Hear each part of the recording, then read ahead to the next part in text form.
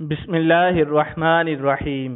ایک مرتبہ نہر فرات میں ایسی خوفناک طغیانی آ گئی کہ سیلاب میں تمام کھیتیاں ڈوب گئیں۔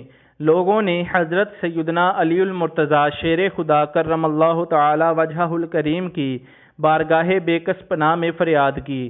آپ کرم اللہ تعالی وجہہ الکریم فوراً اٹھ کھڑے ہوئے اور رسول اللہ صلی اللہ تعالی علیہ وسلم کا جبہ مبارکہ، امامہ مقدسہ اور چادر مبارکہ زیب تن فرما کر گھوڑے پر سوار ہوئے۔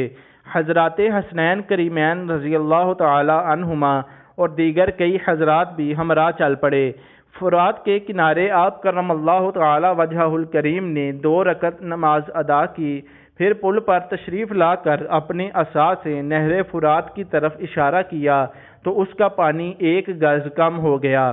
پھر دوسری مرتبہ اشارہ فرمایا تو مزید 1 گز کم ہوا۔ جب تیسری بار اشارہ کیا تو 3 گز پانی اتر گیا اور سیلاب ختم ہو گیا۔